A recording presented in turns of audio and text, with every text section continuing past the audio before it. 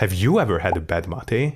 Because I think that each of us had a mate at one point that tasted like too smoky or too bitter, or it gave us a headache or something.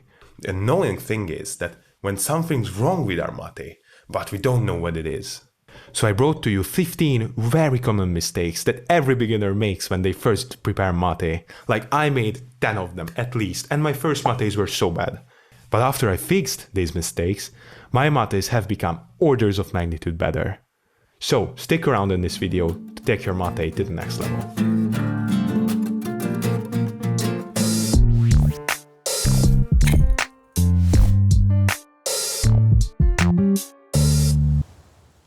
Choosing the wrong drink. Like what? I was surprised when I found out that there are actually more than one drink you can prepare from yerba mate. The most famous one is the hot water mate. This is what football players and celebrities drink, and there's a good reason for it. But in certain scenarios, other types of yerba mate can be just as delicious and maybe even more effective. My favorite is tereré.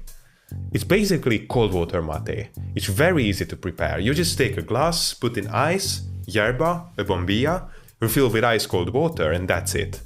It's very delicious, extremely refreshing, and it's also way easier to enjoy if you're a beginner.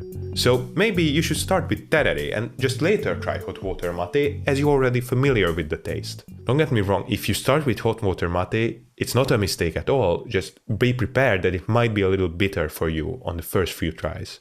Some people though struggle with it for a pretty long time, and they are likely making a mistake that's right there, behind me. Choosing the wrong type of yerba. Choosing the right yerba is extremely important, because these taste so differently from one another. Like this tastes like green tea with mint. It's very delicious even from the first try. But this is so smoky that if you start with this, you will feel no mate taste, but the taste of cigarettes. The best start to yerba for you is really dependent on your liking and your lifestyle, but what I generally recommend is to start with a yerba that is unsmoked and coarsely cut in order to avoid clogging your bombilla. A good example for this is clogs. This is an organic yerba from Argentina that is very light tasting and also very easy to prepare. The only way you can ruin its preparation is when you add wrong temperature water, but more on that later in number 7.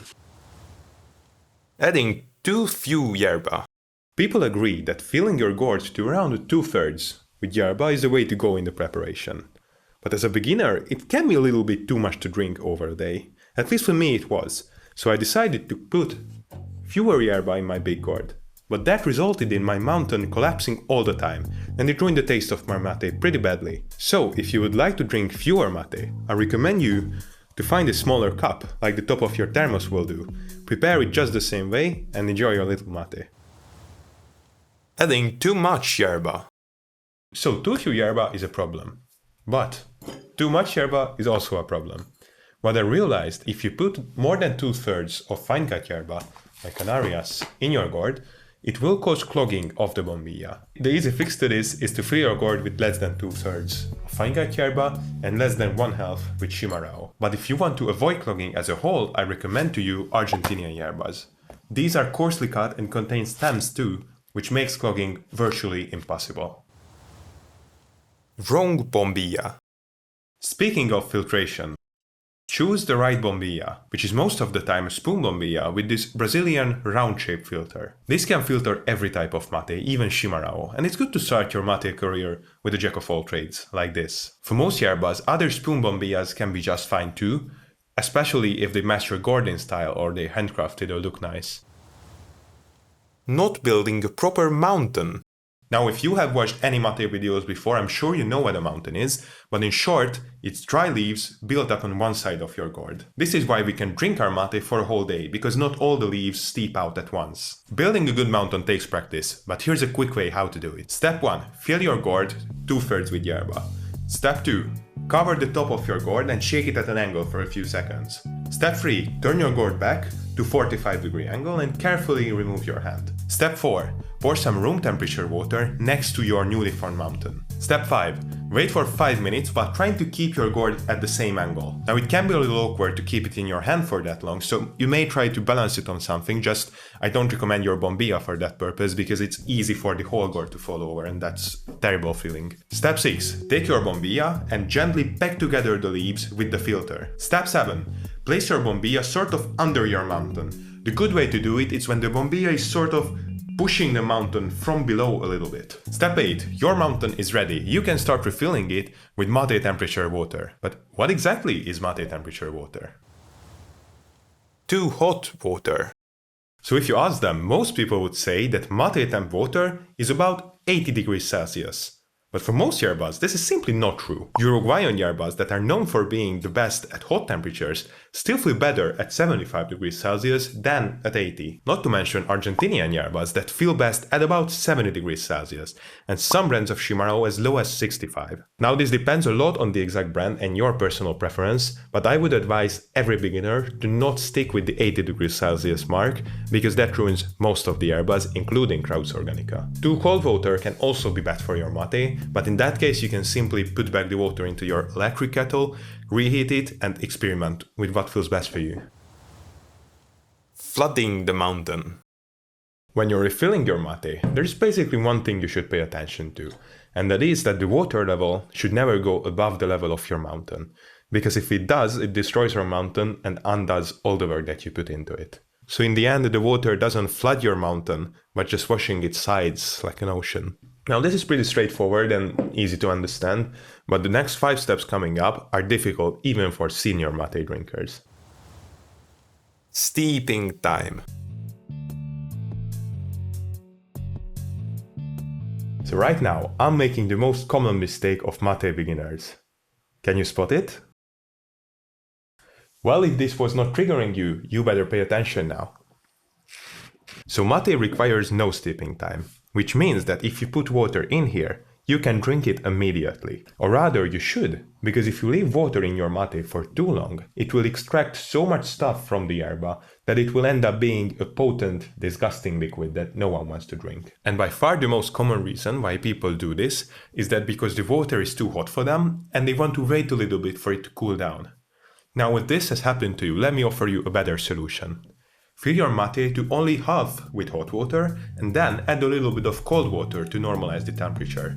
This way the hot water extracts the flavors first, and then you can decide how cold you want the final drink to be. This is a pretty good technique, like I do it all the time when I give a refill of my mate to people who are not as used to the hot water as I am. Skipping the slurping. If you don't slurp with your mate, it's ruining it. Here's why. The reason why we slurp with our mate is to remove even the last drop of water from the bottom of the gourd. Now if that stayed in there, it would steep with the yerba leaves for long, and with time turn into a bitter, potent, disgusting liquid. And that is no problem, until the next refill, when that little bit of disgustingness mixes with the rest of the water we filled in here, and ruin the taste of the whole thing. In order to fully prevent that, I usually even tilt my gourd like this, to drive even the last drop of water towards the end of my bombilla to be able to slurp it out. Moving the bombilla. Now this is gonna be controversial. So Argentinian tradition says that you should never touch the bombilla after the cebador, the one who prepares the mate, has placed it. But that's easy to say if all you drink is Argentinian yerba, which basically cannot clog the bombilla. Finer cut yerbas like Uruguayan cut or Chimarrão sometimes clog our bombilla, and all we need to fix that in most times is to leave the bombilla a little bit and move it sideways. Well, in a way it's breaking a tradition, but on the other hand, it's allowing us to enjoy mate even more. So how to deal with that? Well, I move my bombilla only when it's absolutely necessary to unclog it and when I'm rebuilding my mountain. But can we even rebuild a mountain? Not rebuilding the mountain.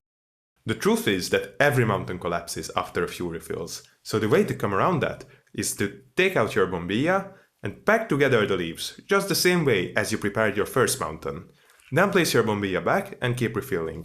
I have to do this 3 or 4 times with each of my mates if I want to build such a durable and strong mountain as this one. Ignoring physics.